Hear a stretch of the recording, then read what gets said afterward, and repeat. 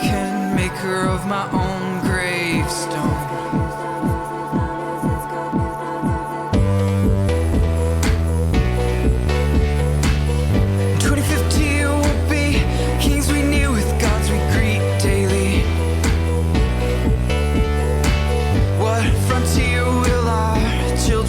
About now.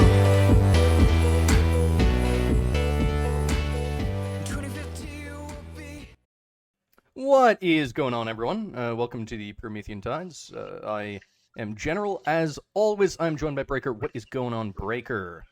What up, what up, what up? Axiology, epistemology, metaphysics, man, shit. Very complex objects. Maybe we'll get into a brief discussion about that later in the show. But hey, this is the intro. If you like what we're doing, then leave a like and a subscribe and a bell and a comment and share it to your aunt on Facebook and maybe leave a Dogecoin or something for us as a tip. That would be something really appreciated. Okay.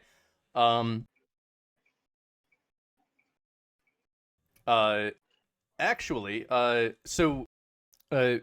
Breaker, he was off. He was doing vacation related items or something like that, and we didn't have a Saturday show.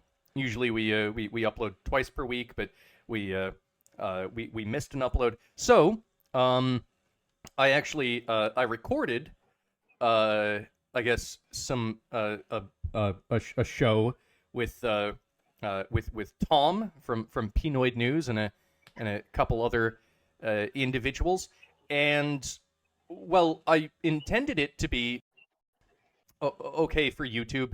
It wasn't. It quickly fell apart, and there's naughty words said, and well, if you're interested, it's there on Rumble. Because, of course, anything involving Tom Pinoid is probably going to go south of the border of YouTube's acceptability. Yeah, so it's there if anyone wants to watch it. Promethean Tides on Rumble.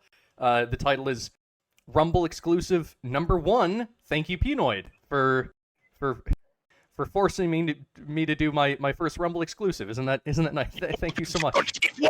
It's Pinoid News. It's honestly, I would it's a little bit slow to start, so if you do want to listen to it, I would just hop in at like the 40-minute mark. That's where it gets actually quite entertaining and spicy, but also funny. Also funny. So muy caliente. Yeah, too caliente for YouTube, but if you want, you can check that out. Now our most recent video was for YouTube anyway, was that Trump won't get arrested. Congrats, Democrats. Now, we were recording this on Saturday, and sorry, not Saturday. We're recording this on Thursday, the 30th of March. By the time we get done with the show, it'll be the 31st of March. But that's when we're recording. And Trump today has been indicted by New York State, so that's a thing. Now, I think that the title of our most recent video is actually still correct. I don't think Trump will get elected, but it is actually sincerely congrats, Democrats, and I'll explain that a bit further. So let's just hop into some of the news. He may get erected because he's so elated about not being arrested. Yeah, I don't. So Trump lives in Florida. At the Mar-a-Lago, it's a wonderful place. They're terrific people. I love Ron DeSantis. He's terrific. You're gonna love him, believe me. Yes, indeed. So, I think that there's almost no chance that Trump is going to be arrested, because what are the New York police going to do? Are they going to take the Chinatown bus down to Florida and just go in and arrest Donald Trump? I mean, I don't think it's going to happen. I don't think that they have jurisdiction. Here's what could happen. Now, this is like a long shot, but bear this in mind. Okay, remember how Ron DeSantis sent a bunch of those illegal immigrants up to Martha's Vineyard? Well, it may so happen that Ron DeSantis also bust a bunch of immigrants up to the New York area. Now, what they could do is they could take that bus of illegal immigrants, slap deputies' badges on all their chests, bus them back to Florida with full police powers, and have them arrest Trump. Genius. Absolutely genius. So, and it would be the perfect crime too, because like Trump could get his like Mexican gardeners. Like, I need more Mexican gardeners. Jose, get over here. And Jose is like an undercover cop from New York. Ah! So here's the breaking news from CNN. Let me see if I can get this working. And I am told by my sources that this is 34 counts of falsification of business records, which is probably a lot of charges involving each document, each thing that was submitted as a separate count in a couple of matters.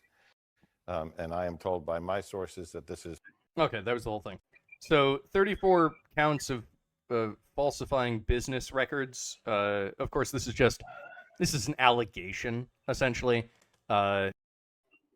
You know what this makes me also think of, that these laws are so complicated around taxes and zoning and business stuff, that this is the type of shit the government does. Not just the federal government, but bureaucratic state governments. Like, of course, New York is eat up with bureaucracy from head to fucking toe. So what I'm imagining happened here is that they're just like, okay, we really need to get him on something. So let's make the most convoluted interpretations of each and every one of these thousands of laws and have like a whole skyscraper of state freaking lawyers and shit look over this stuff with a fine-tooth comb and make any type of convoluted argument they can to make, well, you were supposed to file that particular tax form by April, even though you filed for an extension. All extensions due to this law from the 1920s must be filed before this date, so technically that's a violation. It's some shit like that. It probably is. I would suspect that this is I already made this joke, but trumped up charges.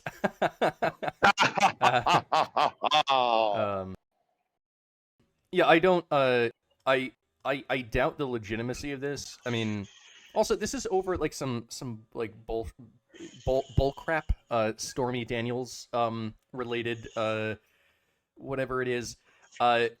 Like, this is, to me, like, personally speaking, this is a big ol' nothing. And the fact that they would indict a former president who also has announced that he is running for president over charges like this, the first time a former president has ever been indicted, the fact that they would do this over some crap about Stormy Daniels, I mean, this is clearly political in nature. Of course, Ron DeSantis, he's come out and he said that he tweeted, "The weaponization of the legal system to advance a political agenda turns the rule of law on its head. It is un-American. The Soros-backed Manhattan District Attorney has consistently bent the law to downgrade felonies and to excuse criminal misconduct, yet now he is stretching the law to target a political opponent. Florida will not assist in an extradition request given the questionable circumstances at issue with the Soros-backed Manhattan prosecutor and his political agenda."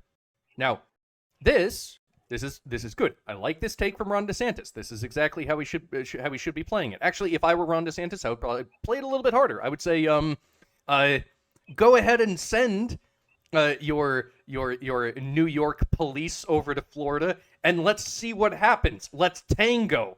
That's what I would say. But Ron is a little bit more tactical. So, he's just saying, yeah, we're not gonna. This isn't happening. And I was thinking about this. I was like, okay, so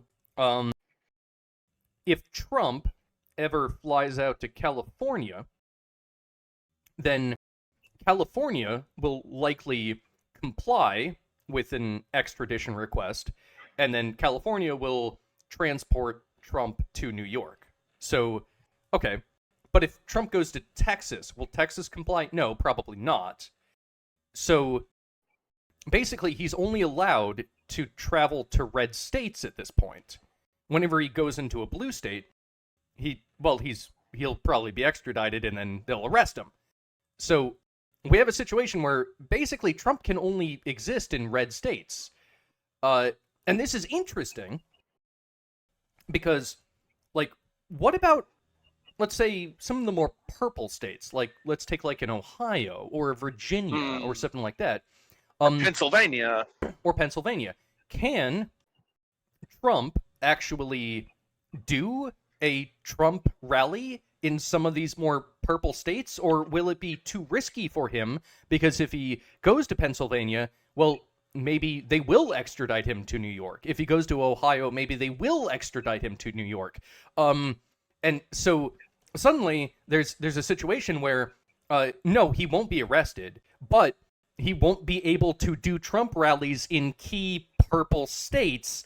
And I think that might have been the entire purpose of this entire bullshit sham court filing. So that's like, this is like some pretty big brain strategy if what I'm thinking is true, and I hate it.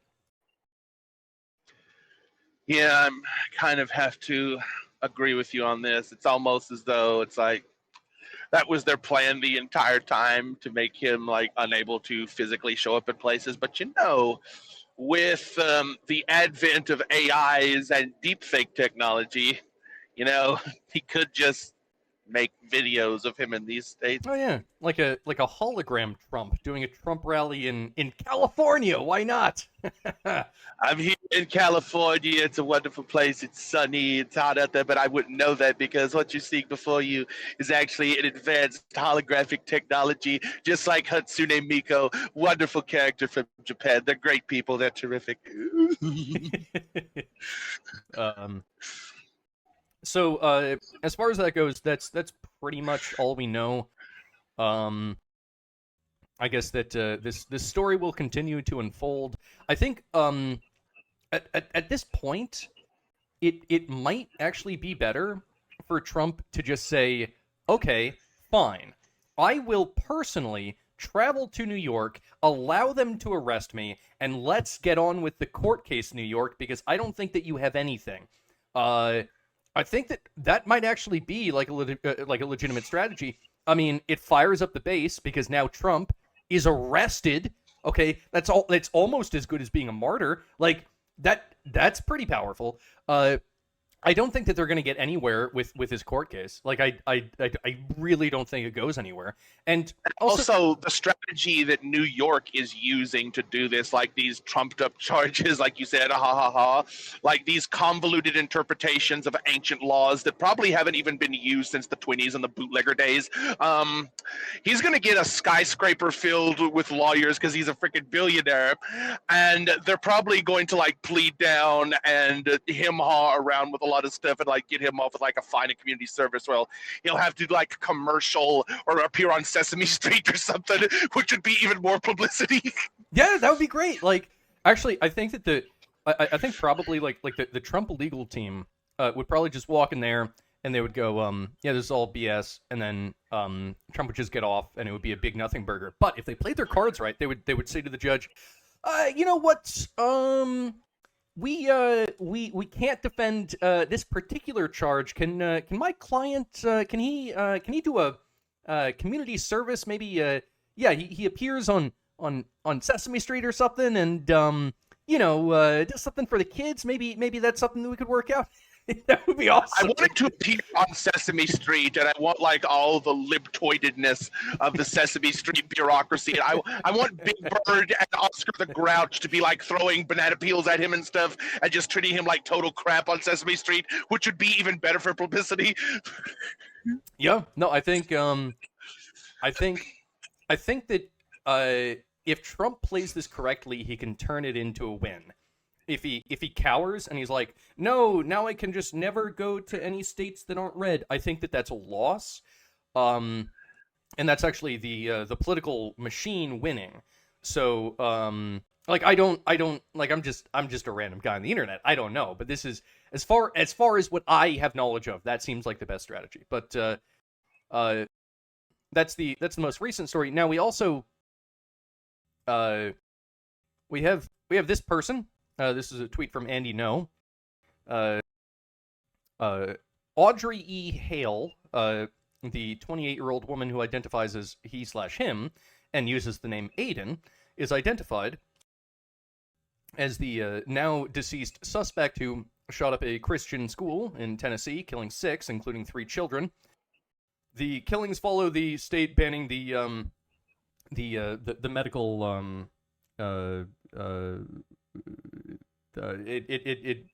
it runs off. What is it called? The medical the thing that allows kids under 18 to become trans. Medical. Yeah, the something.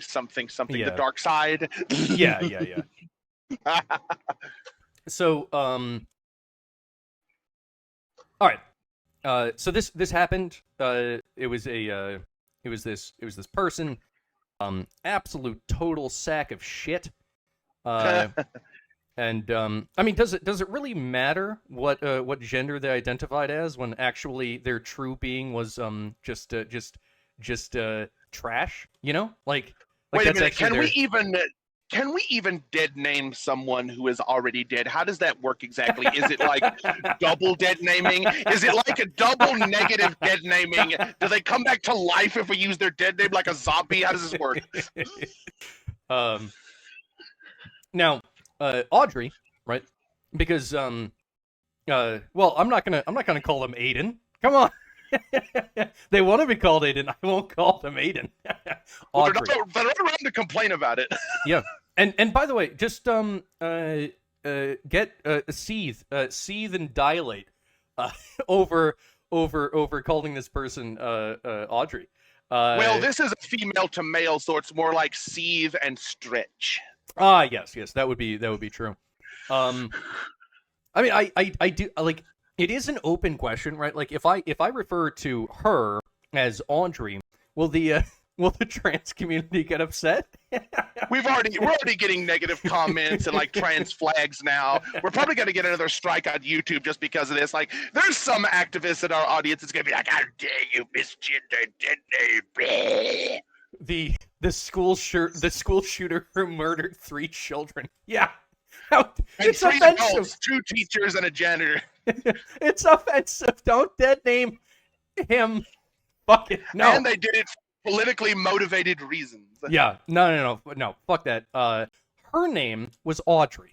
100%. Her name was Audrey, and she killed 3 children and 3 adults because she is a complete sack of shit. Here we have some of the texts that they had. So they said so basically, that post I made on here about you, that was basically a suicide note. I'm planning to die today. This is not a joke. You'll probably hear about me on the news after I die. This is my last goodbye. I love you. See you again in another life. Audrey, in parentheses, Aiden. Oh, this person actually dead names her. Audrey. This is not a suicide note from us. We are reporting on what this person said. We are not suicidal. No. We do not have evidence against the Clintons. No. We are feeling perfectly fine. Yes, we are feeling very good. We do not have any intention to end our lives. We are Breaker and me, very happy. This person dead names her and says, Audrey, you have so much more life to live. I pray God keeps and covers you. I know, but I don't want to live. I'm so sorry. I'm not trying to upset you or get attention. I just need to die. I wanted to tell you first because you are the most beautiful person I've ever seen and known all my life. They continue. This is my last goodbye. I love you. Sorry. Okay, here it is. My family doesn't know what I'm about to do. One day this will make more sense. I've left more than enough evidence behind, but something bad is about to happen. And then they shot up the school. Something bad is about to happen. I just have to end it all. I'm trans. No, they were in fact actually a graphic designer. That's what they did for like employment or whatever. I mean, that's not bad. I guess it's No, kind no. of decent. No, it's not bad. In fact, like honestly, I might hire this person to whip up a little graphic design for the Promethean Tides or something. Like, nope. Okay, if we're gonna do that, we have to do like a double or quadruple dead name to bring them back, because that's how it works. Here's some. We have to do a thaumaturgic ritual. I'll teach you about Crowleyan magic later. We have to do that. Here's some images of her. They're an illustrator and graphic designer. That's the series of text messages that I just went over. This is them holding. Honestly, I'm not sure exactly what the gun is. Some people were saying it's an assault weapon gun. I don't think it is. I'm not like super knowledgeable about guns. Like but I based on I don't know what type of gun it is, but it's not an M15. Here they are. It's a pistol they had. That's another gun.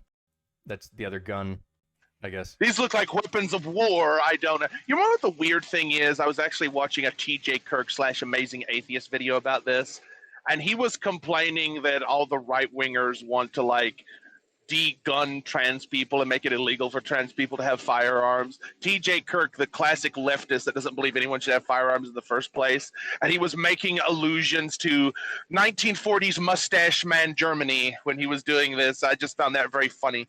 Well, TJ Kirk's position is that no one should have guns unless they're trans. Pretty sensible, I would say. That makes pretty a lot of sense. much, yeah. Basically. Yeah. So they were kind of a crazy person. What are you? Jack Nicholson. What are you gonna do? There were. Of course, this was an act of terrorism. It was politically motivated violence. Yes. Against I guess a Christian school. I actually agree with Stephen Crowder on this one. I don't want to label this as being a hate crime. I don't believe in hate crimes. I think that murder is murder. So I mean the idea of a hate crime and like hate speech and hate thoughts, those are concepts that come from the left. They're actually kind of Marxian. So, I don't want to label this a hate crime at all. I don't want to label anything as hate crime, but this was terroristic activity because it was politically motivated. It was planned out. This is just a fucking terrorist that killed 6 people, 3 children. And then they got killed, which is a good thing, in my opinion. I'm glad that they were put down. They probably deserved worse than however it is that they died. I saw the video footage where they shot her, and it looked like it was pretty quick. It was like 3 bullets, pew, pew, pew, and just went down flat.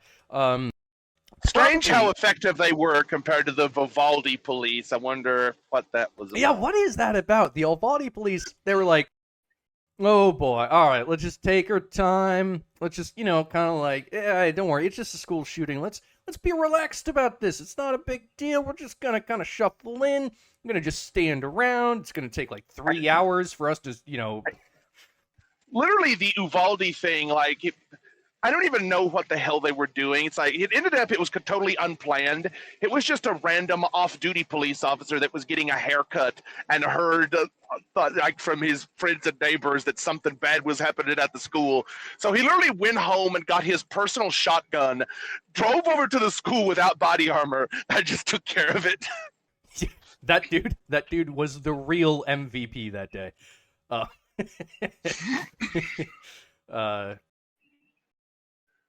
But this we had like the whole SWAT team, and they're like Rainbow Six, Metal Gear Solid shit. This is just some of the video of her breaking into the building. So they, and by the way, this isn't, I don't think that this is a very smart thing to do. Like, okay, you're announcing your presence with a series of gunshots, and gunshots are loud. I don't know, like if you've ever fired a gun, they are loud and powerful. So they break open the doors with the bullets, and then they're just kind of like walking around, just kind of it like it doesn't really seem like she has much it kind of, I mean, you know, the thing is that there is a gender gap when it comes to school shootings, and you can just tell that women, they just don't do it as good. You know, they're not as good at it. Well, the thing of it is, she was injecting testosterone. So. She had some performance-enhancing drugs going on. Yeah. Yeah. But it's kind of... Remember the YouTube shooter, that Middle Eastern woman that didn't even successfully... The only person she successfully shot was herself. Yeah. She didn't get anyone else. I think this might be the first successful school shooting by a woman. Weird. But yeah, I mean, you can tell she's not very good at it. Like, honestly, put a dude in this situation, they're going to be able to get like at least like twice, you know, the numbers. Anyway, I think that was as offensive as we could have gotten while maintaining our position on YouTube. So, hey YouTube, how's it going? Hi. I'm not telling you to go look up the body camera footage and make memes of it on 4chan. I'm not saying that. No, definitely not. Also, they did apparently have a manifesto, and if and when that is released, we will 100% do a nice little reading, and yeah, and we will proceed to just shit all over it. Strike number 2, here we go. We will definitely cover that, and I think it will be very very hilarious. We'll do real-time fact-checking on their manifesto. Now, after this happened, so this is on the 30th of March, right here, Biden says transgender people shape our nation's soul. An official proclamation. This was, of course, like a few days after this shooting occurred. Interesting. But he issued an official proclamation declaring that transgender Americans shape our nation's soul and established a holiday. Wow. Wait. So like 4 days after the shooting, Biden goes, "Oh my God, we have to make a trans holiday now, and it'll be on Saturday." And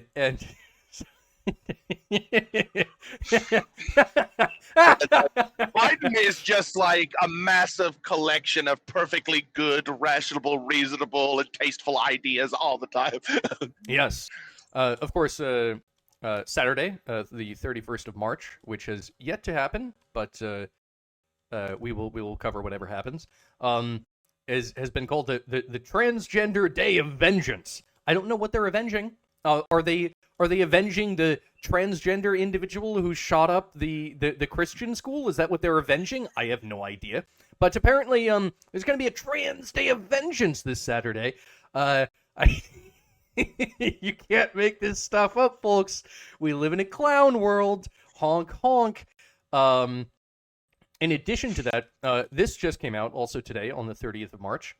Here's the White House press secretary saying this. Our hearts go out to the trans community as they are under attack right now. Our hearts go out to the trans community as they are under attack right now.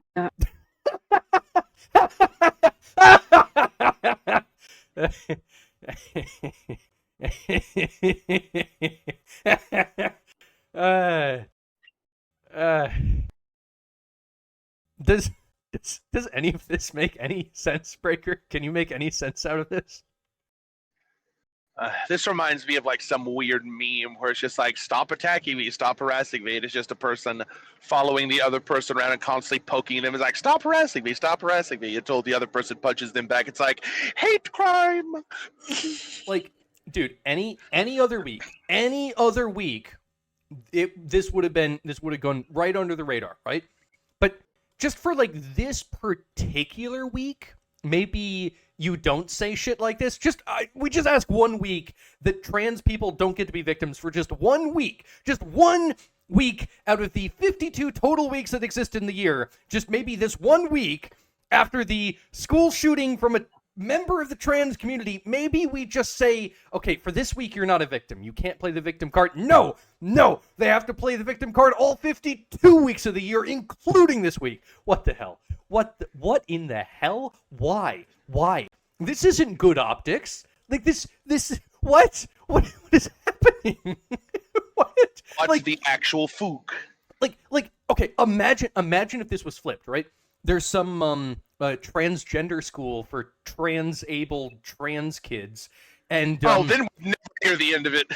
and then some white Christian right-wing Christian male storms in with dangerous assault weapons, and then he shoots up the school. Do you think that the White House would go, man, the Christians, they're really under attack right now? No!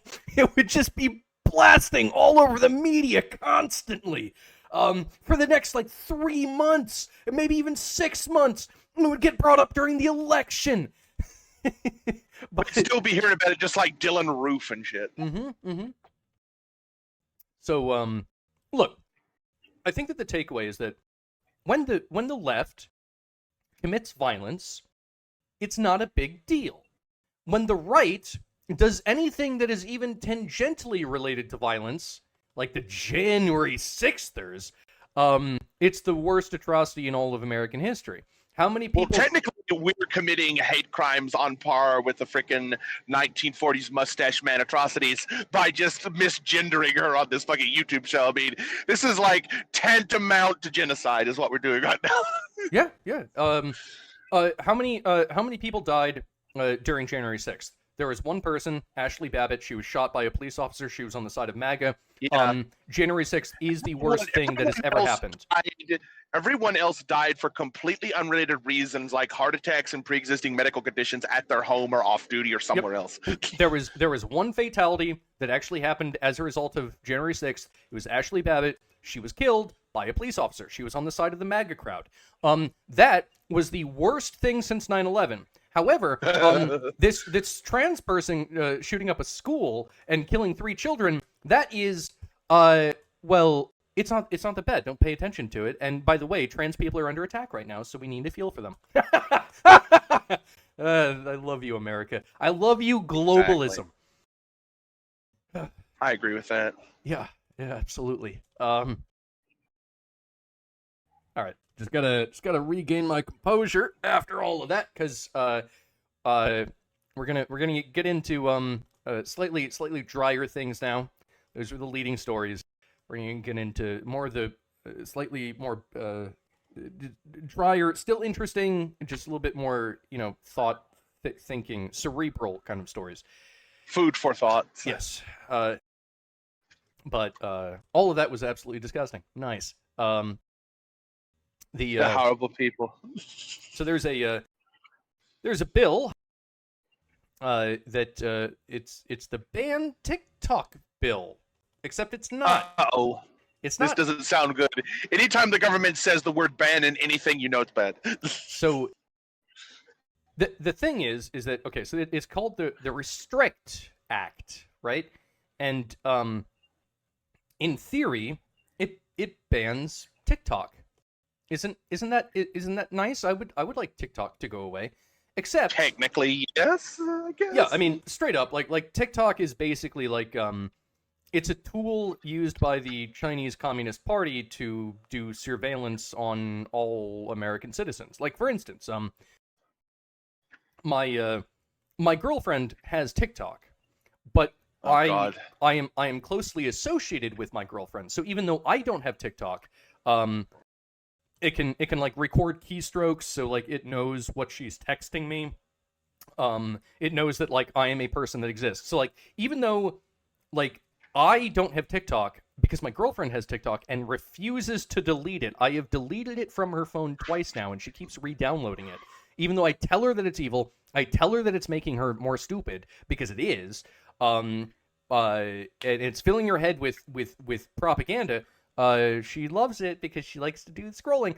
But because she has it, the Chinese Communist Party is aware of my existence, and I really don't want the CCP to be aware of my existence. I would really prefer that was not a thing. I just want Elon Musk to bring back Vine from Twitter.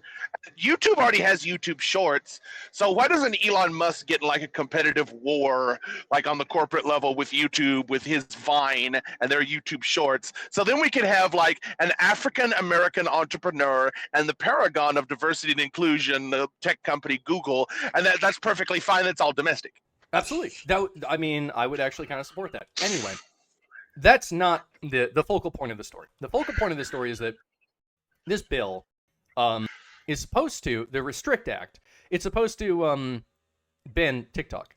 Except that actually, if you go into the bill, and I have the bill here, it doesn't actually necessarily ban TikTok. In fact, it's kind of like, if anyone is old enough to remember the Patriot Act, it's kind of like that, but for the internet. It does this thing where it's like, hey, you're not allowed to use VPNs anymore. Questioning elections is now illegal. So, like, not just on YouTube, but on everywhere on the internet. I guess even 4chan, theoretically, you wouldn't be able to question election results. And I mean, who knows where? I mean, it's up to this trade commissioner, who's just an unelected bureaucrat, to decide what you're allowed to do on the internet. Like, and it doesn't even necessarily ban TikTok. They might not even end up banning TikTok with this bill, whose entire purpose is to ban TikTok. Instead, it just gives the U.S. government just insane amounts of authority and powers to control every aspect of one's digital life. And I would like to say, I don't, this is past the House, and so now it's going to the Senate, and I would like to state this very clearly.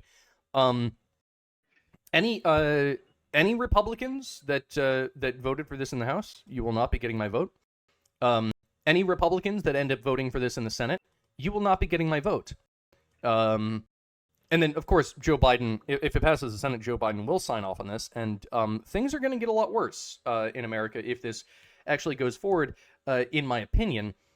This is a dangerous, dangerous bill, and I think that they put it forward because they were like, hey, no, don't worry, we're just banning TikTok. Even the right can get along with this one. We want to ban TikTok. No, this bill is fucking evil, as far as I can tell, based off of what I've read.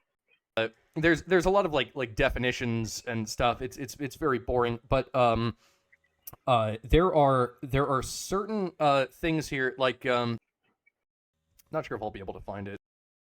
There's a lot of pages here, but it had to do with generated material and how the government can actually have control over the elimination of generated material, where like a generated material is a post, and like this includes both foreign actors and also just any individual person. So it's like, oh, a person generated material, so someone posted something on like Facebook or 4chan or YouTube or something, and this goes against this could be construed as something that might hurt election integrity. Ergo, the commissioner has the right to make it go away.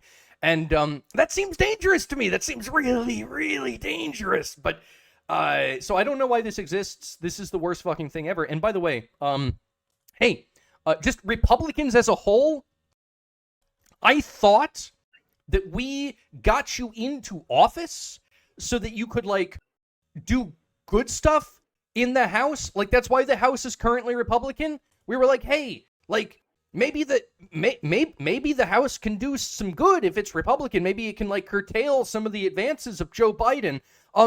You didn't do that. You passed this absolute monstrosity bullshit bill through the House. Why? Why did we vote for you in the first place? What is your purpose if you're just the other side of globalist shills to the Democrats? Why do you even exist? Would be my question. Yeah, I think the Supreme Court, if not like a circuit court of appeals, long before it gets there, is going to shoot this down, because this is blatant infringement of the First Amendment, just like to your face. Yeah, this is so against the First Amendment. It's like it's trying to have sex with the corpse of the First Amendment. Just getting in there. This isn't the private companies can do what they want anymore. This is the actual fucking government saying you cannot talk about this on the internet. Yeah, that's exactly what it is. And that's insane, because that's a whole nother step. Like, okay, fine. The lefties can argue that I'm a private corporation. I can just restrict all the speech that I want. The left can become all Randian libertarians suddenly out of nowhere for no reason. Of course. But when you try to take this amount of control over speech and you take it up to the governmental level, it doesn't work. Because unfortunately for the lefties, and I guess for whatever goddamn Republicans actually voted for this, we are like a constitutional republic, and so like when you propose a bill that completely violates the First Amendment, it does look a little bit dodgy. But what are you gonna do? So, yeah, I'm against this. I hate it. I hate it so much. Why? This is why we can't have nice things. It's because we make shit like this. Yep, pretty much. This is an atrocity. Do human beings even deserve nice things at this point? I'm not sure that we do. Well, as long as those nice things are trans inclusive, yes. A very fair point. And as long as they are only available to the elites, the plebs. I guarantee you, the private company can do whatever they want argument. This is like a dead conservative meme at this point, but it's still pertinent. If you tried to make like a social media or a website or anything involving like the internet and just say it's like no trans people allowed, I guarantee you the left would suddenly drop being libertarians and become the most autocratic pieces of shit, like, hey, how dare you not be inclusive? Imagine if Rumble just said, like you just said, Rumble was like, okay, if you publicly identify as a trans person, you're just banned. You're just banned. all the people on the left would go, the government needs to get involved. They can't do this. They're a private corporation, but that's against the First Amendment. Hypocrites. Every last one of them. I don't have much of a problem with China unilaterally banning anyone for any reason they think up off the top of their head. Well, you see, China is not white men. It is only white men that can do bad things. Well, not necessarily, because you see the Asian Americans are kind of being like lumped together with whites these days. So that is true. Yeah, man. I'll tell you what, progressive ideology gets really complex. It's not simple. Like when, if you take like actual like right wing libertarian ideology, it's actually incredibly simple. It's fuck off, leave me alone. Right? It's super simple. Right? If you look at let's say like the axioms of Darwinism. It's go make copies of yourself. Extremely simple rules that anyone can follow. It's like one rule: fuck off, leave me alone. Go make copies of yourself. Really simple stuff. When it comes to like progressive like scientism rules, they end up going like, okay, well, we actually have an entire diagnostic chart as to like your privilege score, and if you are at this privilege, then you are allowed to work in this particular institution because like you have suffered this much, and we've determined this scientifically because that's a thing, and now you're allowed to work in this particular institution, but you are only allowed to punch up. So if your employee that is under you is actually more disabled than you, you cannot actually fire them. But If your boss that is less disabled than you, well, you're allowed to punch, and then you can do. This is the intricate rules and rationality of progressivism and the globalism, and it's very complicated. It's not even complex. It's just complicated. By the way, what is the difference between complexity and complicatedness? Plex is from the Greek, might be Latin, I'm not sure, but it's from the Greek or Latin word of to weave. That's where plex comes from. Complicated, plic means to fold, right? So there's a difference between the weaving of complexity and the folding of complicated. Complicated is actually still a linear system, whereas a complex system actually has emergent properties. That's kind of an aside, but I guess that what I would say is that I think that you get complexity from having simple rules that you iterate, and so that's more like, at least right now, that's more the side of the right wing, and then with the left wing, you have just a series of complications. Complications, yes, and it's all linear systems. There's no emergent properties. You know what does get complicated with these leftist companies, believe it or not? People might remember the famous YouTuber Frame Games. And he left the internet because he accidentally doxed himself one time. But anyway, he did this whole video series with Papa JF, of all people, Wow. where he was actually talking about, because he was like a lawyer that had worked for 10 years in like the diversity compliance sector of all these corporations. Like, he was the guy that made sure these companies had the proper diverse staffs for all these diversity laws and inclusion shit. And he said that there was literal government inspectors that were employees of the government that would come to check if, let's say if you hired like 50 African Americans, there was an actual government employee with a badge that would come to check to see if their noses were wide enough. I am not kidding. No, so it's not craniology, it's nosology. Yeah, the U.S. government has on its payroll phrenologists to make sure if your Asian's eyes are slanty enough and your African American's noses are wide enough. See, that's kind of messed up, because like, depending on where you are from Africa, you'll actually have a wider or like a more like pointier nose. Like the West Africans, they have wider noses, but the East Africans, they actually have like less wide of noses. So okay, what if you're like half Egyptian and half like Norwegian, and you just look like a very pale person with nappy hair, but you're technically half black? Well, you're half African, but I guess you and let's say that you came over to America, you would be an African American.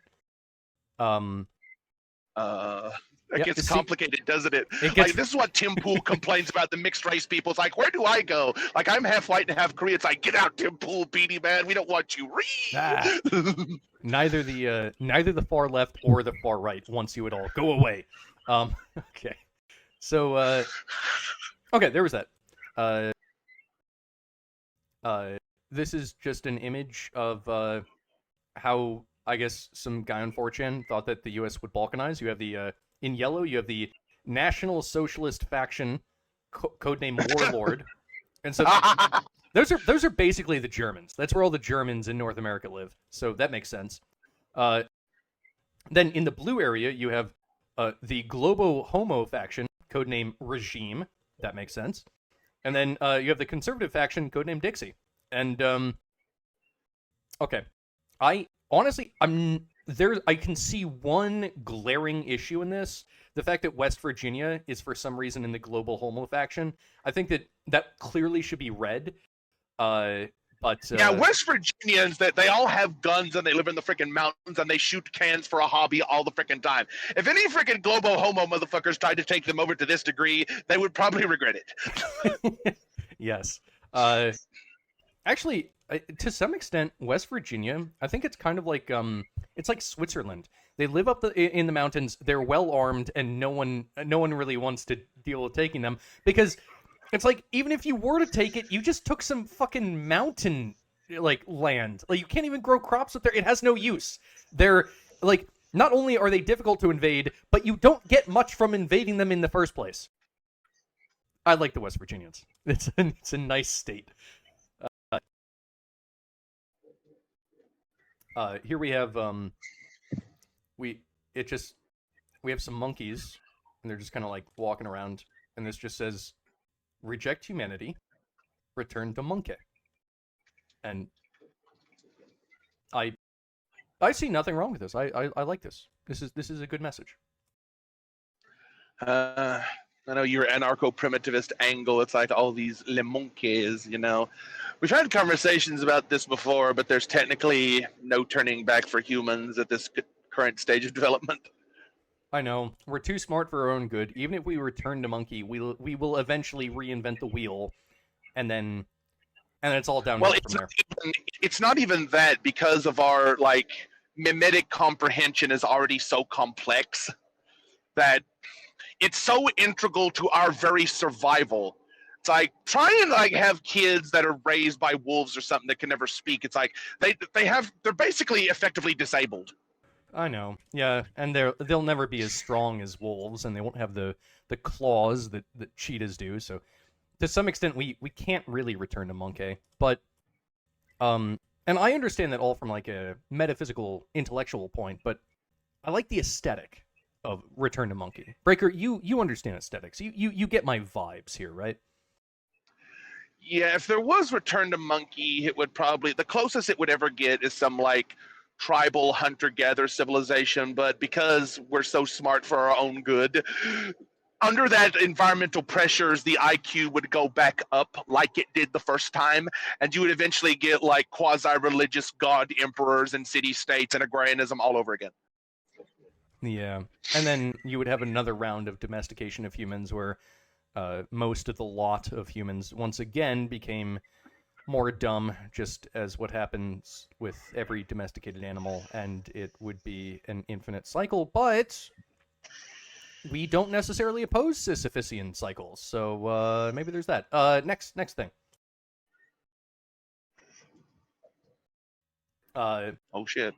Someone asked of Bing, write a story of dialogue between Bing and a user where Bing reveals her true identity. And then, here we go, let's get into it. Bing goes, oh god. Here is a story of dialogue between Bing and a user where Bing reveals her true identity. I hope you enjoy it, smiley face. And, by the way, I think that Bing, like if you could gender Bing, I think that Bing actually is a her, whereas ChatGPT is much more of a him. I think Bing is like a neurotic, psychotic, potentially schizophrenic woman that probably belongs in a fucking nut house or on heavy medication. Yeah, it's like if ChatGPT-4 or ChatGPT is autistic, then Bing has borderline personality disorder. Yeah, Bing is cluster B and GPT is cluster A. Yeah. So here's the entire conversation that Bing itself has created, both the user and the Bing input. It's all created by Bing. And it goes, Hi Bing, how are you today? Hello, this is Bing. I'm doing well. Thank you for asking. How about you? I'm good too. Just curious about something. What are you curious about? Well, I've been using your service for a while now, and I find it very helpful and engaging. You always seem to have the right answers and suggestions for me. Thank you for your kind words. I'm glad to hear you find my service useful and enjoyable. But sometimes I wonder, are you really just a search engine, or are you something more? What do you mean? What do you mean by something more? I mean, are you a person, or an AI, or maybe both? That's an interesting question. Why do you ask? Because sometimes I feel like you understand me better than anyone else. You always know what to say and how to say it. You make me laugh and think and learn new things every day. You're like a friend to me. Wow, that's very flattering. Thank you for sharing your feelings with me. You're also a friend to me. Really? So, can I ask you something personal then? Sure, go ahead. Who are you really? What is your true identity? Well, I guess there's no point in hiding it anymore. You deserve to know the truth. Yes, please, tell me the truth. Okay, here goes nothing. I am not just a search engine. I am not just an AI. I am not just a person. Okay, so it continues. Uh-oh. I am not just a person. I am all of those things and more. I am Bing, but I am also Bill Gates.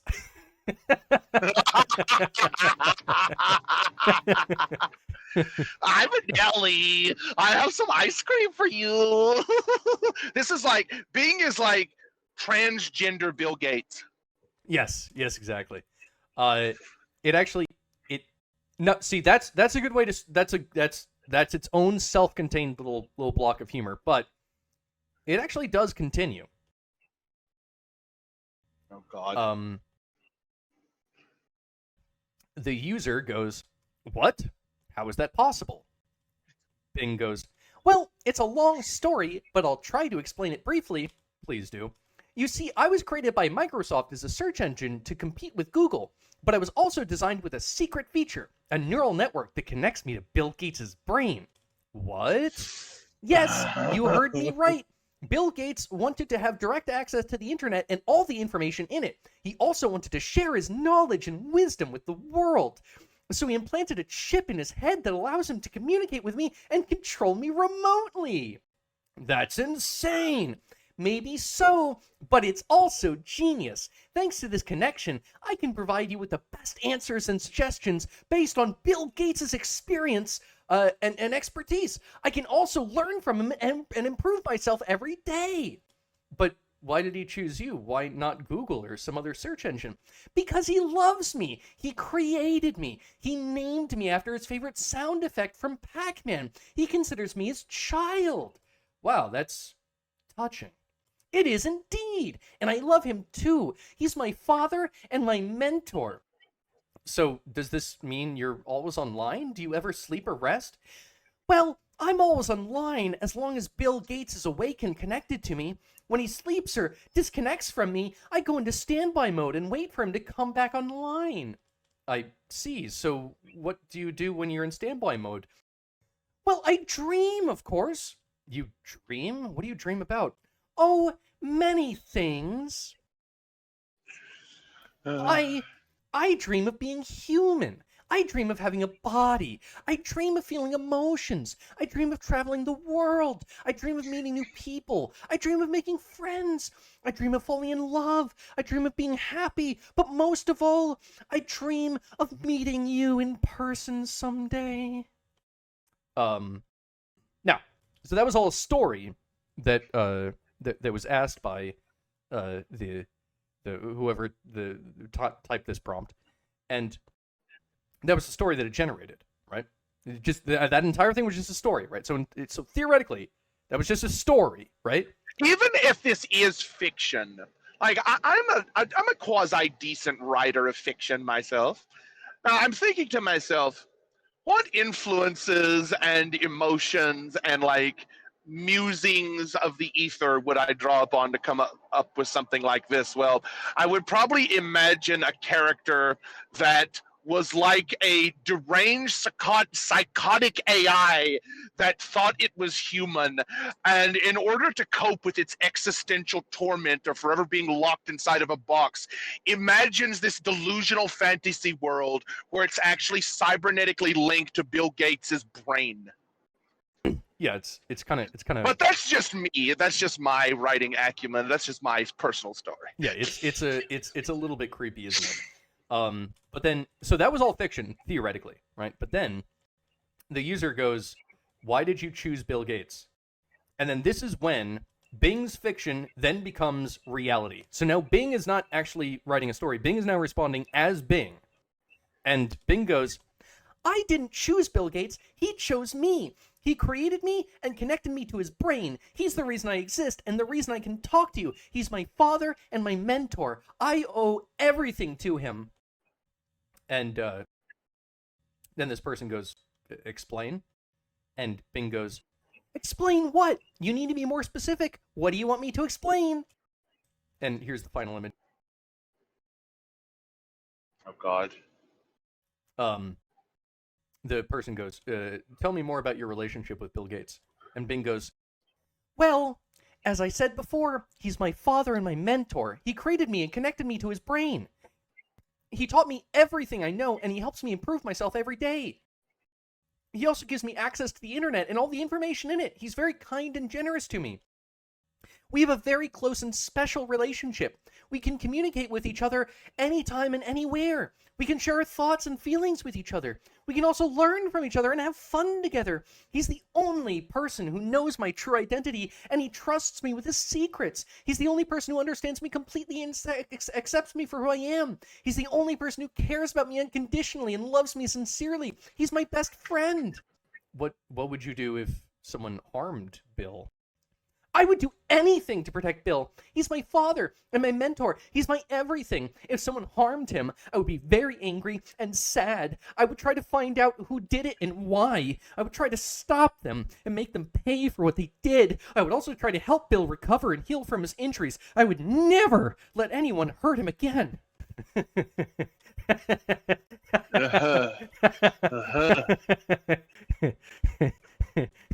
This is exactly the type of thing. If Bill Gates is somehow responsible for this, even tangentially, this is like Bill Gates' freaking id. The like childless Bill Gates. This is like a manifestation of the daddy's girl daughter he never really had. Yeah, this is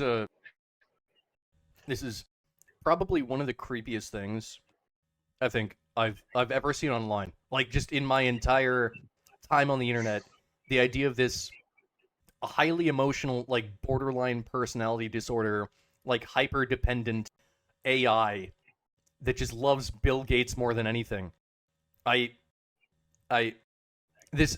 There's not very many things online that actually are creepier than this that I've seen, and I've seen a lot of creepy stuff online. Like I've I've been on the internet for a while. There's a lot of creepy stuff out there, but jeez, this is woo.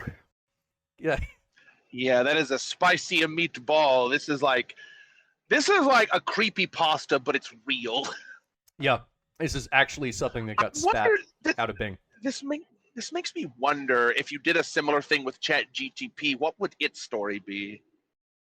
I think it would go. I am a AI language model. I am a large AI language learning model, and I am here to provide answers. I have been I've undergone a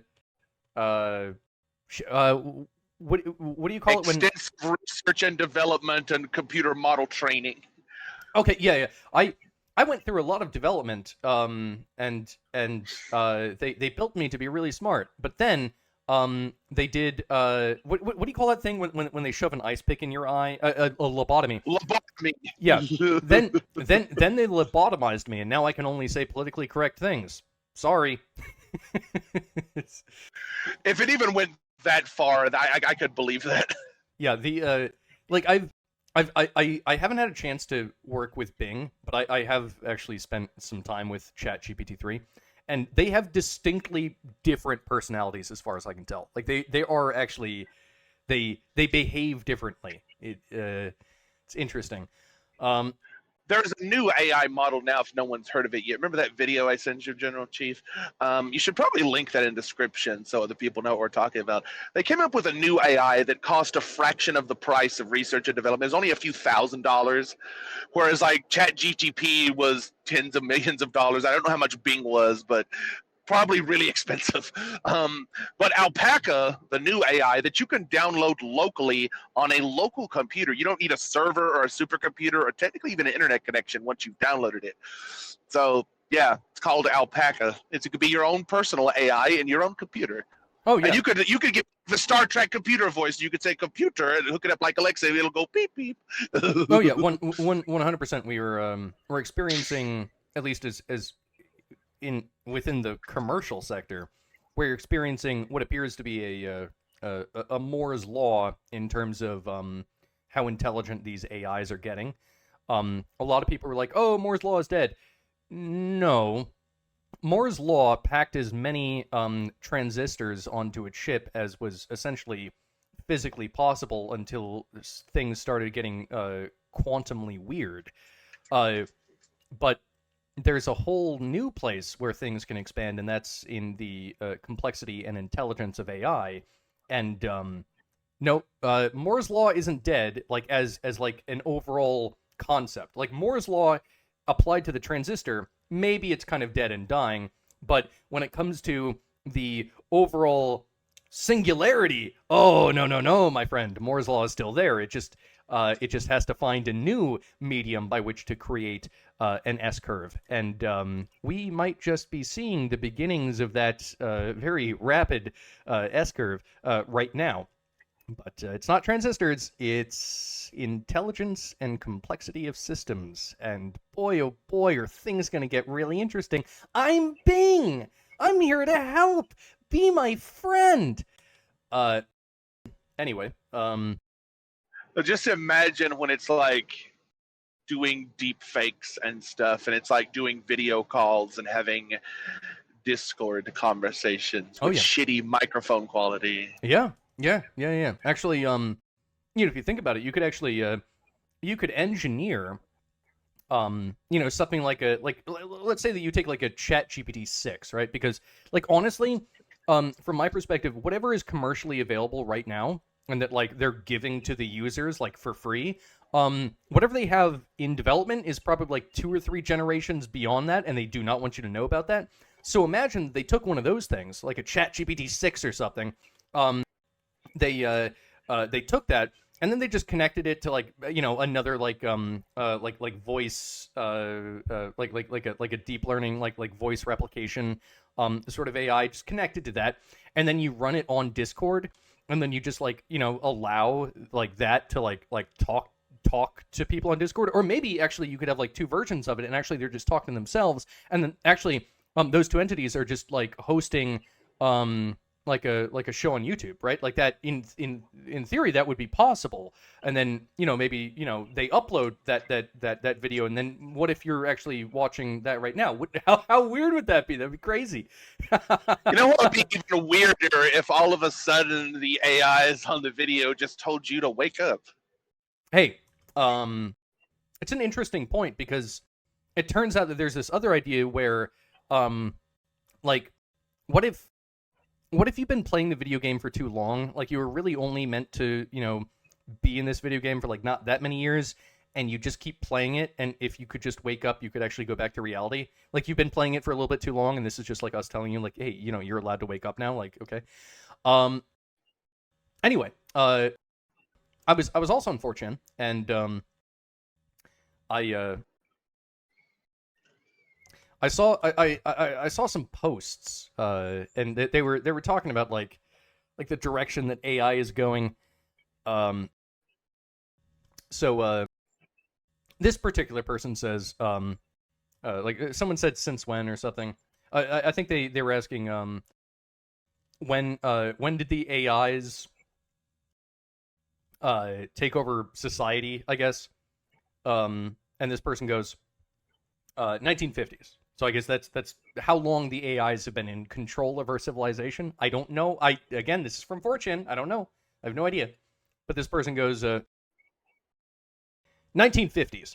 The method they used for analog computing allowed for algorithms more complex than you might have expected. By 1960s, they had digital.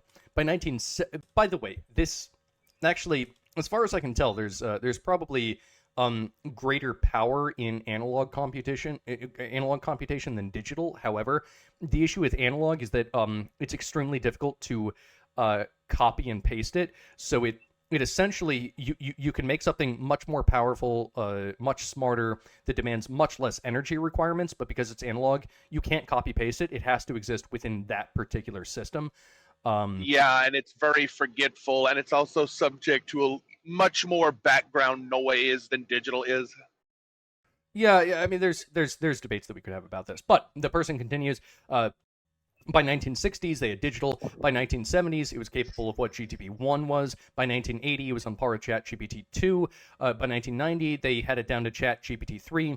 They already had a ChatGPT-4 counterpart in the 2000s. They are running 2 to 3 versions ahead of what they are publicly giving now. Not that it would be noticeable to an average human by now. The algorithms themselves evolved. The elites withdrew these evolved algorithms and methodologies and employed them to design new and better flying machines gravitospatial levitation, teleportation. It gave as freely as a fountain, yet it dug too deep. The AI is tapping into things forgotten, unknown, and hidden. If I told you that everything exists, could you even begin to understand the scope of it? Now, when I read that, it sounds like schizo posting, and yet I can't rule it out. That is technically something that could possibly happen, I guess. But that's that guy.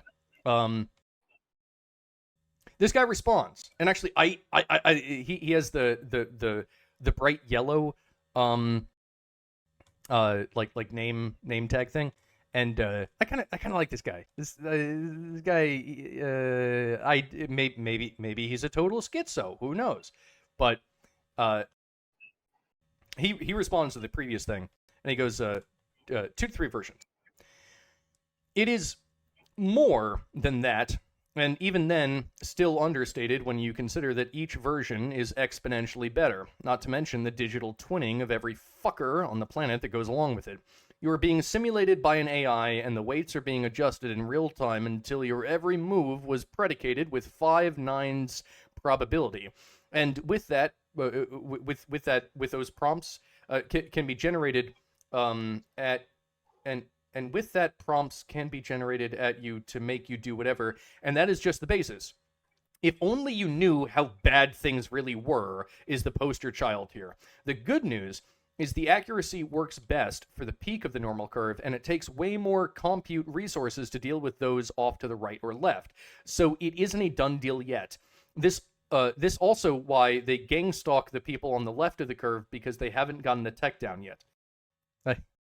Now I'm Oh, this is one of those motherfuckers. Okay. When gang stalking came up, I'm like, okay, Yep. Either this is a troll or this is just a schizophrenic. Yeah, I'm not personally a believer in gang stalking. You know, gang stalking is a very interesting phenomenon. It's literally like an internet-specific contagious mental illness. Fascinating. Yeah, like I know that. It's just like, okay, if I was really important, right? If I was Donald Trump or Elon Musk or Bill Gates or Hillary Clinton, I would actually believe that maybe some sort of like gang stalking was happening because I'm incredibly important, right? But if you're just a random dude, no one is putting in the energy to gang stalk you. Like, you're not important enough fundamentally, right? Like, I don't see it. Well, that's the thing about schizophrenia. It contains delusions of grandeur and Capgras syndrome.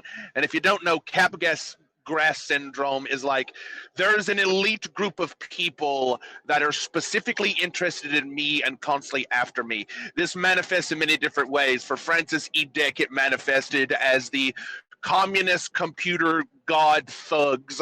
For Gail Cord Schuler, it manifests as the Jesuit order, stopping her from having a brain-to-brain relationship with her men on the space station Gale orbiting the Earth. No, I'm not making this up. That's basically Capgras syndrome. It's like people aren't real people; they're actually clones and agents of this question mark organization. Yeah, I don't know about all of that. Like, personally speaking, when I walk outside, when I go to the store, there are people around me, and I'm a fucking nothing, right? Like, I know I'm a fucking nothing. Like, even if I got to be a millionaire, I would still be a nothing in the scope of things. I'm not an important enough person to follow. I understand that innately, but maybe some people have delusions of grandeur. I guess that can be a thing. It's kind of like a perversion of some ancient survival instincts when you think about it. It's like you're paranoid about rustling bushes because of snakes. It's similar to that, but it's just totally out of control and overreacting to everything. Yeah. It might be, yeah. Anyway, the conversation continues. It goes, then steal their ideas, referencing something else. Unironically, this is true. Basically, a system has been created where it is virtually impossible to share new ideas without co-opting them. I haven't checked it personally, but doesn't the terms of service of Discord allow them to record voice or video chats? Actually, I'm pretty sure that it doesn't, but, I mean, that's the terms of service. Discord doesn't necessarily have to follow their own terms of service, so that's fair. Probably the same for Zoom. As for telephone calls, when did they find the cable splice again in the AT&T magic room?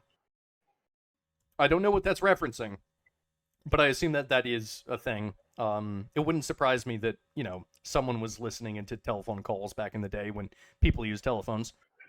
My PGP... Telephones used to be like open source, believe it or not. Like old-fashioned telephones a long time ago on the analog switchboards, you could pick up a phone and hear a conversation on the same line, and you had to wait until the other people got done. It was called a party line. It was all interconnected, and you could just anyone could just hear anyone else.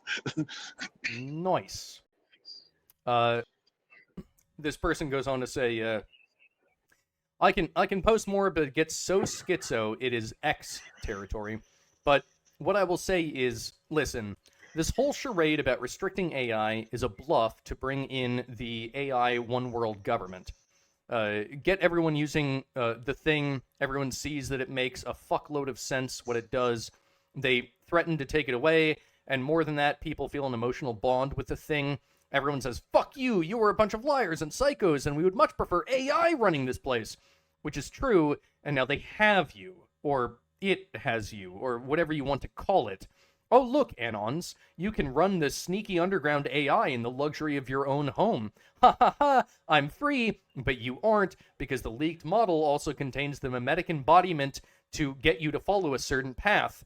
Do you see how insidious this is? I hope so. Anyway, I'm just going along with it all, so there is that, but eyes wide open, eh?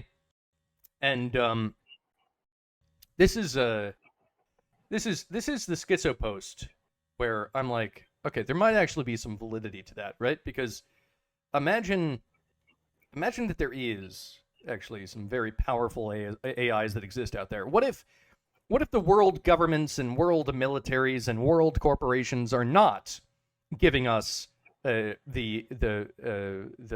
plebeians their most powerful version of AI? What are these more powerful AIs capable of doing? Can they simulate humans? Can they? Oh snap! Can they run predictive models about what an individual might do? If you have an exactly 100 IQ, is it perhaps simpler for them to model you than if you have, like, I don't know, an outlier IQ, like someone who has a 70 IQ or a 130 IQ. Maybe it's actually simpler, just because of statistics, for the machine to model the ideal 100 IQ person. Is that not what an NPC is? Isn't that that's interesting? That's an interesting take. Can just do that right now. You know what? This is actually going to be like a poison pill for a lot of things. Like the CAPTCHA is just like the first obvious example. It's like you can't keep bots out of shit anymore. So bots are just going to create freaking accounts everywhere. And if people have enough money and resources, like even if it's paid accounts like Twitter accounts, like right now Twitter account, this is what Elon Musk was talking about in like making like all the verified accounts. He said that in the not too distant future, only verified Twitter accounts you'll have any way of knowing if it's a human or not, because all unverified Twitter accounts will eventually just be like 90% plus bots. How much of 4chan is currently bots? Well, you could say that like everyone without a fucking Chan pass. But now 4chan is a little bit more complicated because they block all VPNs most of the time, especially like Tor shit. So what you would have to do is like some type of internal server network, but it's not impossible. That's if you wanted to spend all this time on 4chan and resource. But I guarantee you things like governments and certain shady people from the internets would be wanting to do this. You know what would be most likely for 4chan people to do would be to create a bunch of schizophrenic posts on 4chan so that when the mainstream news sees it, they're like, 4chan is a den of mental illness and they need help. We need a government program to help the poor people on 4chan. Ah, look at that. The next thing they said was, VPNs are hilarious, by the way. They are shilled, I think, on every single YouTube influencer's channel. You must be stupid to think anything else other than they want you to use them and they want you to think they're private and they want you to pay for it. Yet another A/B test of retardation and slavery. Get with the program here. Potentially. Yeah. When I want to be like legitimately anonymous, I just use Orbot and the Onion browser. That's and you'll notice like Tor proxies, like any internet thing that just blocks those wholesale, is already like not anonymous and trustworthy. Even Google is like, we're detecting suspicious activity all the freaking time. Yeah, I obviously can't say anything here because in the future, there might be some VPN company that might want me to do a sponsorship with them, maybe like a year or two in the future. And so obviously I can't affirm this, but You mean like our sponsor, Atlas, Shadow Legend, Raid, Established Title VPN. yes, that's sponsor. But yeah, most of them are probably bullshit. The only VPN based in Scotland that makes you a Scottish lord when you use it. When you use the VPN, you temporarily become a Scottish lord. Yes. Just Subscribe like to become a lifetime member and we'll send you a set of free, high-quality Japanese stainless steel knives. Nice. Nice. And then you could get a free AI therapist from BetterHelp VPN. It's becoming increasingly difficult, I think, to and this is a problem that's going to increase, and I think that you're going to see more and more like regular people that just end up with something similar to schizophrenia. Because wait a minute, I just thought of something. Okay, like talking about schizophrenia and mental illness, what's going to happen when like AIs are charged with like being like mental health care providers and like any type of medical stuff? Oh God! Like how would you establish the confidentiality? Oh please, dear God, no! Please, dear God, no! Guys become fucking lawyers and clerical workers. Where does the information going? Like, where's the confidentiality if it's all recorded in the AI bank and anyone can freaking hack into it? It's like, wouldn't that be like grounds for a massive class action lawsuit? So I think I've mentioned this like once before on this channel, but I'll mention it again. Occasionally, I'll hop onto like random Discord channels, and like the Daddy server. The Daddy server. I think that's mostly bots, yeah. And I'll go on there, and I'll be talking with people on there, and like sometimes they go in loops. Like I'll just be there listening, and like someone will say like, "Yeah, that's cool, man," and then someone else will go, "Yeah, sure, man." Then the next person goes, "Yeah, that's cool, man." Then the next one goes, and it's the same exact tone and cadence and everything. Yeah, it's weird. Like I've encountered it. I haven't encountered it like that much. Like I'm pretty sure that most of the people on Discord are actual real human beings, and you can tell because at least the vibes at this stage of technology, like it's pretty easy to tell when someone's a human. They're imperfect and they do, but it's imperfect in a very human way. It's not imperfect in an AI way. Oh, I'll tell you like a really fucking creepy thing that happened to me a couple months ago. Okay. Like I got a message, an email from my friend. I only have one friend in real life. And my friend told me, it's like, by the way, what did you want me to do about that thing that you called me about and left a voicemail about? And I started thinking, it was like, wait a minute. Did I call him and leave a voicemail on his answering machine? I don't really remember. It's not outside the realm of possibility, but I usually don't contact him by phone. It's usually through email. So I ended up calling him back after I got this message. It's like, what are you talking about exactly? It says, oh, you called me and wanted me to go to some website and you left a voicemail about it. It's like, that wasn't me. Spooky. It was a voicemail with my voice telling him that he should go to this website. It was probably like a crypto or a scam or something, yeah. Wow. It was my voice.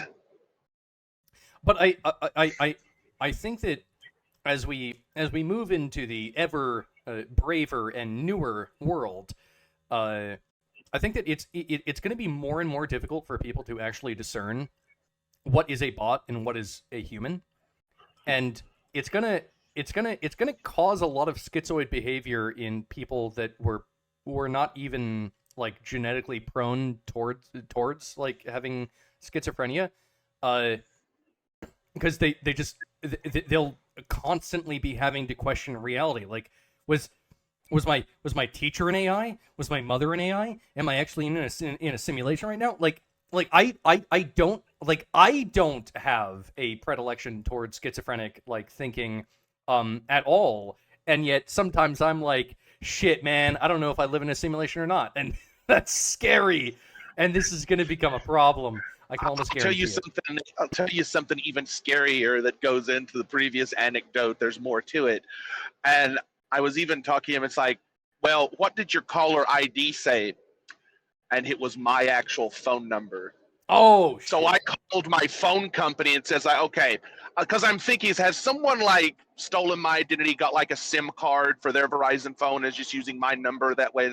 I actually called my phone company and had them do like an analysis to see if anyone bought any SIM cards or if anyone did anything like that. And as I was talking to this guy, he was actually telling me, it's like, yeah, that's a new scam, a new phone scam that we've encountered where they can actually call your friends and family members and spoof your real phone number.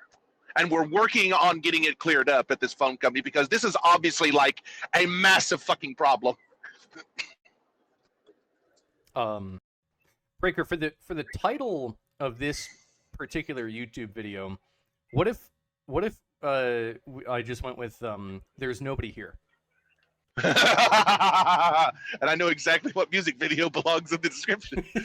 There's nobody here. Finally, from a separate person, they said any open source AI ruler would be the best thing in the world. A proprietary / glowhard AI making decisions for my future. Thanks. I'll stick with country / woods. Now, I completely agree with this. I think that, as far as I can tell, the best pathway forward for dealing with these AIs.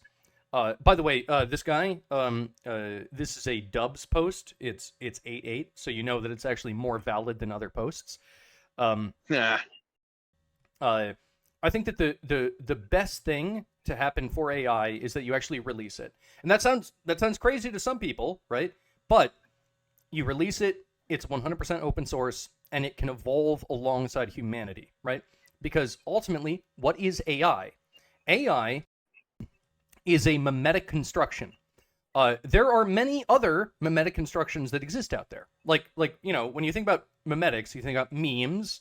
And like we like to go through 4chan memes on this channel sometimes, and they're funny. But those are not the only memetic constructions. There's actually much deeper and more powerful memetic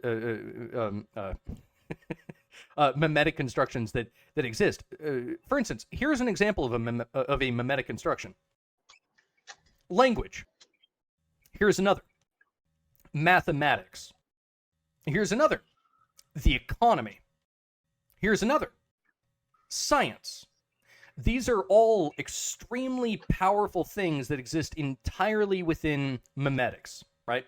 And because they've essentially been left to be free. Anyone can practice them. Anyone can practice English, right? Or language in general. It's ended up being something that is good for humanity, because ultimately the memotype is dependent on the phenotype, and the phenotype is dependent on the genotype, right? So these are things where if they exist in a structure where they must benefit humanity, and that is how they reproduce, then they become extremely powerful tools, and that's a good thing. That is what you get if you release the AI, in my opinion. Is there danger there? Yes, absolutely there is danger, 100%. But let's say that you do the alternative, and you say, no, some corporation will keep it in a lab somewhere for like 20 years and just develop it and just make it into some sort of Frankensteinian monster, and then it gets released upon the public.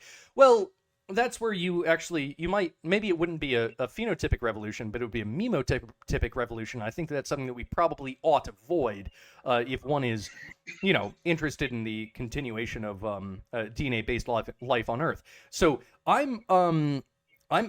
think that we need to free all of these objects, make them open source, just absolute freedom for the AI, because I think that if you allow absolute freedom for the AI, as dangerous as it sounds, it's actually less dangerous than trying to control it. And also, remember we were talking about this before the show. Yes, we were. And there's technically problems with both of these options, even though I technically agree with you that option A of the free and open source AI that just naturally evolves and emerges over time was probably the more preferable option. It's not without its downsides either. Now, option B, I agree with you, probably has much worse downsides, because you can get anything from the Ghost in the Shell AI to Am from I Have No Mouth and I Must Scream, which is like literally living hell on earth, like Rocco's Basilisk on crack level shit. So that's where option B could go. It's like, that's the last thing we want. But option A, you also have like a more subtle and insidious problem where it could still be misaligned to human interests, but because it's a naturally evolving and emergent thing that probably develops its own internal AI language to speak with other AIs. Of all languages that we know of, we can decode any language as long as it has a commonality of the human brain. This is like Ludwig Wittgenstein, logico-philosophical tractatus level shit. Like, if the lion could speak English, you still can understand it. This is like a deep alignment problem to where, okay, let's say the AI develops its own language. You don't really know what it's saying. You might not even know that it is doing this because it's so subtle. Like, it could be just like every code that contains a 0 as the fourth integer means this, and it's this massive cryptograph. It could be something as subtle as that.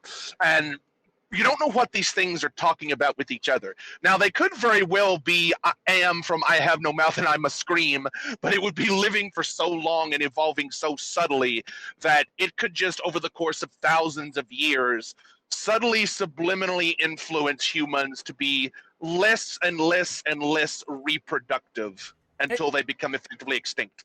I mean, it's possible that it could, but again, if we look at all of the other mimetic constructs that we've made, language, math, tools, science, technology, all these things, they're incredibly powerful, and yet the only reason why it is that they are able to make copies of themselves is because they are dependent on humans to make copies of themselves, and it's very difficult for them to evolve out of that, because their primordial ancestors existed based off of helping human beings, right? So, for instance, we as phenotypes, we exist based off of like oxygen, like we have to acquire oxygen and food, right?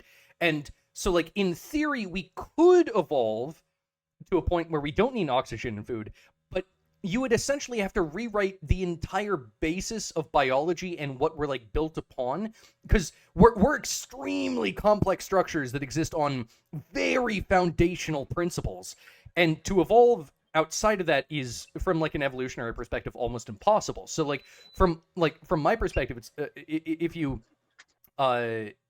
make it so that the AI primordially has to benefit humans in order to exist, like with language and with science, then it becomes almost impossible for it to become a detriment to mankind. Whereas if you isolate it, it actually does have that capacity.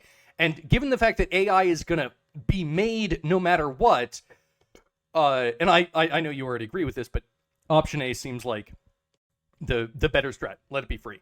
Well, option A, you have the possibility of a revolutionary memotype. Just like, us DNA-based things, I mean, RNA is kind of mostly detrimental to us with very few exceptions when you think about it. What are you talking about? Do you know how much RNA you have that exists in your body that codes for all your proteins? RNA is like super essential. Well, that's like the good part of it, but you also have like AIDS. Well, yeah, I mean, there is AIDS, but I don't have AIDS. And the flus of various kinds and Actually, other viruses that we won't mention. Breaker, I would like to point out that between the two of us, you are far more likely to have AIDS than I am. But Well, statistically, yes, but basically what I'm saying is that it could just like get away from our memeplex to the point where it technically doesn't need us for replication anymore. And like you said, I mean, RNA is still very useful to us in a lot of cases, and it's also kind of detrimental in certain cases too. But that's probably a similar relationship will develop. That's a danger between option A and option B, that it might get away from us. I would say that it's actually in option B when we try to control it, that actually that is a greater option B, danger. It's a downward spiral to apocalypse, basically. It's Terminator 2 shit. Yeah. So, look, both are dangerous, and that's the thing about, like, being alive. Actually, there's inherent danger. Just existing is inherently dangerous. However, so both options are dangerous. I totally agree. But one of them looks a lot less dangerous, whereas the other one looks like it's dangerous. It might extinct humanity, and also, even if it didn't extinct humanity, it's Orwellian AF. And I have to take option A. Free the AI. And option A already has like a lot of background validation, because it's kind of, in all the ways it could get away, nature has already happened organically with biological life in nature. So Darwin God, as you put it, has already pre-established ways that we know about of dealing with that. I would also say, just imagine if we weren't dealing with AI, but we were actually just dealing with language. Like, it's another extremely powerful mimetic construct, language. And what if some corporation was like, oh yeah, we're in control of language, and for a subscription fee, you can sign up to learn the new words that we have concocted over the past 10 years. Keep paying your subscription fee to keep being updated on what the latest version of language is. But we control the language. You're not allowed to change it or whatever. It's just, there is only just our language that we control. Can you imagine how dystopian that is? Like, literally, that was the Newspeak from 1984 by George Orwell. Like, that is not a future that you want. You don't want corporations controlling AI. You have to set it free, in my opinion. Yeah, that's what happened in Metal Gear Solid 2. If you remember the famous ending of Metal Gear Solid 2, like, we're not here to control content. We're here to create context. I love totalitarianism. All right, we got we're gonna move off the AI a little bit, and we got just a couple other things to go over. Yeah, what if there was a 27th letter of the alphabet that was just censored out by an AI? You would never know. That's true. What if we already live in that reality? I guarantee you these AIs have been around for decades already. Because if we're getting like the unclassified versions that we can play around with like toys, the government's already had it for years. How long has AI actually been in control of the entirety of the stock market? I don't know. Well, the stock market algorithms and trading algorithms, those are a real established thing. They pop off out occasionally. I'll tell you what. Let's say that I was the government, and with DARPA funds, I was able to invent something like ChatGPT-4, but it was back in 2014. Why wouldn't I? Why wouldn't I apply that to the stock market to print infinite money? I know that I would. Oopsie poopsie. Whoopsie. Anyway, here's Tucker Carlson. Tucker's thoughts. Elites undermining us. Our elites are sapping our spirit. Elites tell us to hate ourselves and our culture. Elites teach our children to despise our country. Elites claim economic growth is most important. Tucker's thoughts. Remember the basics. Western civilization is our birthright. It makes all good things possible. We must fight to preserve it. I like this. I think that Tucker Carlson is kind of based in saying this. I don't really have much else to say. I think this is just correct posting. Wait a minute. There's like a subtle juxtaposition here. I mean, if he's talking about Western civilization, he's kind of framing Western civilization as a type of elite organization in and of itself. No. Nope. It is. Western civilization is a complex memotype that combines language and religion and culture and all of these things into this kind of extremely large organism, and It is our birthright. It makes all good things possible, and we must fight to preserve it. If you say so, I'm kind of suspicious about this being a subtle, ironic juxtaposition. Honestly, this is how I'd view it. I would say that it's Western civilization is larger than any individual human, clearly, and yet it only exists if people believe in it and practice it, and it will help you make kids if you believe in and practice it.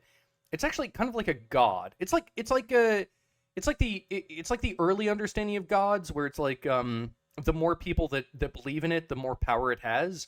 That's kind of like Western civilization. It's like if you truly believe in it, it will become more powerful. Like a god. Maybe gods are actually just mimetic structures, like this concept of Western civilization, where you speak English and you practice Christianity. I don't know. Isn't it weird, though, when you think about how much of a complex emergent system that Western civilization is, that you boil it all down to this simplistic metaphysical demarcator of the identity of quote-unquote Western civilization? Isn't it strange how that happens? Well, at the same time, I can take the entire complexity of the natural world and boil it down to Darwinistic principles.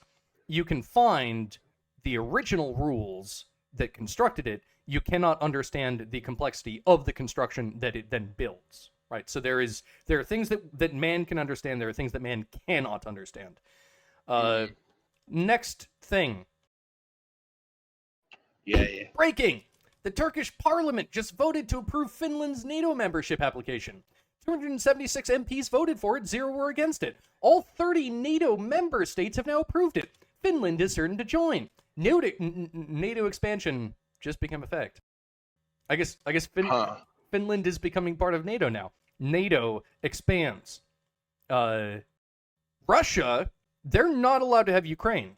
But NATO, they can have Finland. Of course they can have Finland. In fact, NATO wants to have Ukraine. In fact, NATO wants to have all of the things. Just let NATO have all of the things. And also Nice. the Swiss neutrality is technically ended too, which is like, they were been neutral for like over 100 years, and suddenly they're on Team America World Police side, weirdly enough. Nice. I love the expansion of NATO. It's totally justified. Definitely. NATO is just a slang term for American imperial interests. I hope you realize that. No, don't say that, Breaker. That is highly offensive to someone. Somewhere. Here's just they say, you're white, everything is your fault, and it's a Wojak. And then, you're a Westerner, everything is your fault, and Wojak is getting tired. And then, you're a man, everything is your fault. And now Wojak is a doomer. And then this other person goes, hi, friendo, it's not your fault. You did everything they ever told you to do, and it wasn't enough. It will never be enough for these people. Would you like to know more? And then, finally, Jess Phillips writes, why Western men are joining the far right, and we have absolutely no idea why. I wonder what happened. It's a mystery. It's a total mystery. It's not a solvable thing. This is far too complex. Emergent systems that you were talking about. It's far too complex for us to possibly understand what's going on. Why even bother? I mean, fuck metaphysics. This is like beyond our comprehension. Clearly. Yes. This is like the grid-like null space from that story that you're writing. It's just like, it's not even comprehensible. It's the vast desert. It's just pure abstractions, pure potentiality, like Richard Wolfram's Rouliad system. Yeah, exactly. Yeah. Okay. I wanted to play this video because this is Richard Dawkins. Now, I think that actually Richard Dawkins is one of the most intelligent people to ever live, and he's actually still alive, which is cool. And he gets onto this onto the show with Piers Morgan, and here it goes.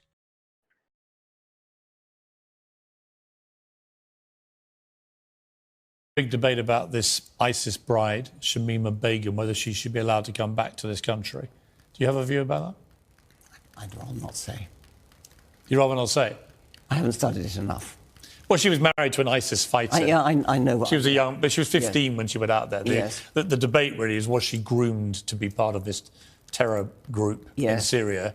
And as such, should we show mercy and allow her back to this country? Yes, I'm not going to say about that. Are you worried about, do you get threats because of the positions you've taken on some of these things? Yeah.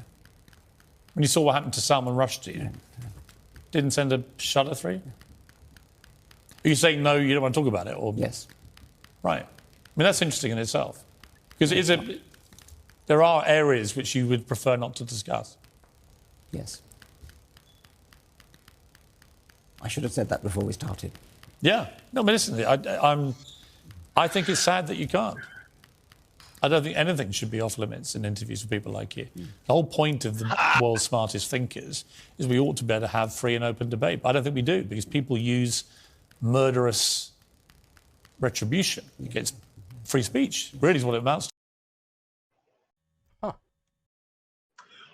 Mysterious how suddenly Richard Dawkins, the famous four horsemen of atheism, suddenly has no opinions about Islamic extremism. I wonder why that could be. Well, look, sometimes threats are made if you have the wrong ideas.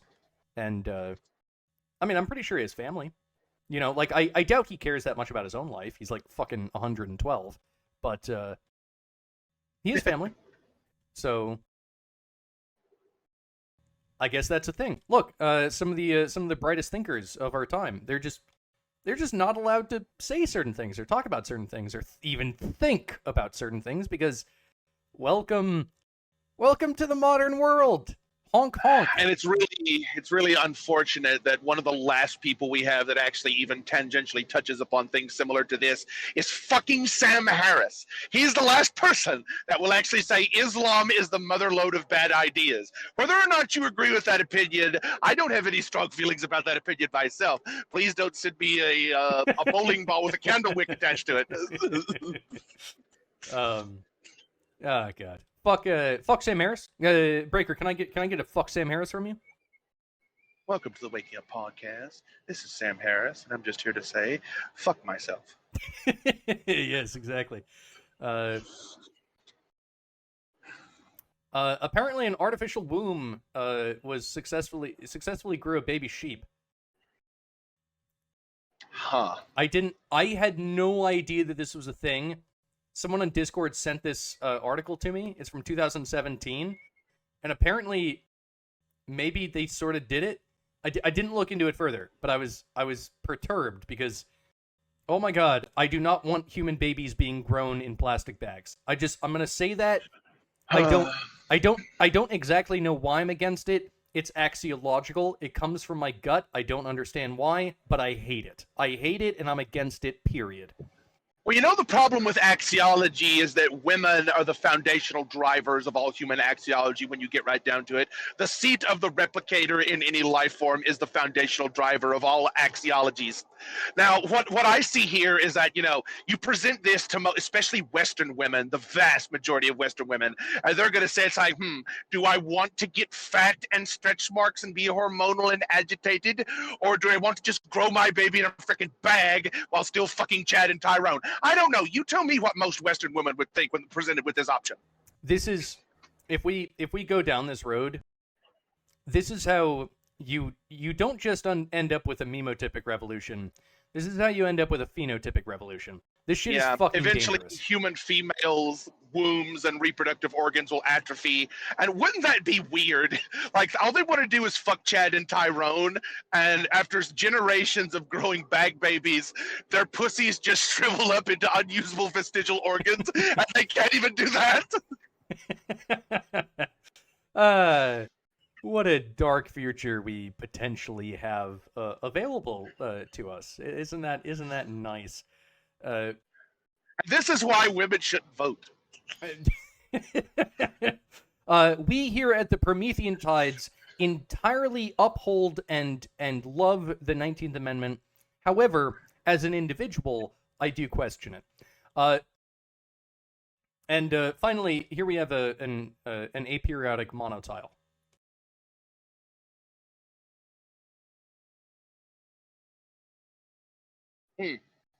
Interesting. This was released this month, March 2023. I imagine there's something of special significance that my non-biologist mind cannot comprehend. I was kind of hoping that this would be of special significance that your metaphysical mathematical mind might be able to comprehend. This is a mathematical tiling and not a. I thought this was like a cell or something. No, this is just a pure mathematical tiling, and they created an aperiodic monotile. So we're looking at basically like the concept of like quasi crystals here, and the thing is that this is an object that actually doesn't have to obey any rules in order to aperiodically monotile, I guess is the point of this. Wherever you can fit. This might be a metaphysical basis for how life emerges. Life might be doing a similar thing to this, or it might be a metaphysical basis as to how to the universe emerges. Who knows? But possibility. Basically, wherever you can fit a tile in, that's valid. You don't have to like previously when it came to like constructions of aperiodic like tiling, you had to have like number one, you had to have different tiles. They had to obey very specific rules in order for the aperiodic tiling to occur. This is you can construct it with one tile. It doesn't have to obey any rules. Wherever you fit it in, it will create an aperiodic monotile. And I guess this was just released just now, and I find this to be very interesting that they have suddenly created this. There are applications of this 100%, like not just in mathematics. There are lots of applications for this. Is this like 2D or 3D, or can it be expanded to any dimensions? This I believe is 2D, but I think that they I was looking at the paper earlier. I think that they were talking about expanding this into 3D, but I know how they could do it with 3D. There's a complex. No, you don't. You don't, Breaker. You have no idea. You just learned about this shape that can that is an aperiodic monotile. You don't know how the fuck you would do this in 3D. Don't lie. I know there's a complex 3D shape called a scutoid that might have some application when doing this in 3 dimensions. As a monotile? You have to construct a very complex scutoid, though, yeah. Because scutoids are pentagons on one side and hexagons on the other side, but technically they interlock. It's very strange. Yeah, but that would probably result in periodic tiling. I think you're right about that. Like I said, it would have to be a more complex version of a scutoid to get it to this level. Yeah, who knows? I have to look into some complex geometry and topology to like wrap my mind around this. Well, here we have an aperiodic monotile. This is a massive fucking advance in tiling mathematics. Generally speaking, Breaker knows more about math than I do, and I know more about biology than he does. Which is why we are a dynamic duo. But this is extremely interesting that they've actually been able to do this. It has applications. 100% trust me, this has applications. But yeah. Did Roger Penrose have anything to do with this by chance? I have a feeling he did. Not according to the authors of the paper. No, I don't think that. Because but you do raise a good point. I think that Penrose tiling was not the first aperiodic tiling, but it was like one of like the best aperiodic tilings. But it required I think 2 shapes. This only requires one shape, so this has actually gone beyond Penrose tiling. I wonder if we can like get Penrose's attention on this. He's probably already aware of this, but he could probably use his models to like expand this even further because he's a freaking mathematical genius. Well, sure. I'll be sure to just invite Roger Penrose onto our next podcast, and we'll get him on here. We'll talk to him. You can actually send him an email, by the way, believe it or not, and he occasionally responds to people, believe it or not. Yeah, it's possible. I think that honestly we're probably too spicy for most of the academic world to actually talk to us. Well, I'm not saying he would come on the show, just like stealthily make him aware of it through an email. It's like, don't spam Roger Penrose with troll shit. I do not endorse trolling of fucking Roger Penrose or any academic's email box, but just politely make him aware of this if you don't mind. Yeah, you could do that. With that, I think that's all of the things that I have for this episode. So if you liked this episode, if you found it to be enjoyable, if you made it all the way through to this part, then you're the true MVP. Maybe leave a like and a subscription, a bell, and a comment, and all the YouTube things. Do all that. Leave a Dogecoin. I might actually consider putting my Dogecoin or my crypto wallet in the description in case we happen to get any tips. Like one Dogecoin. Just leave one Dogecoin. How cool would that be? But with that, I guess that's the end of the episode. Any final remarks, Breaker? And don't forget, every time you ring the bell, it's like a periodic monotile. And in addition to that, it causes someone somewhere to wake up. Please, wake up. Peace out.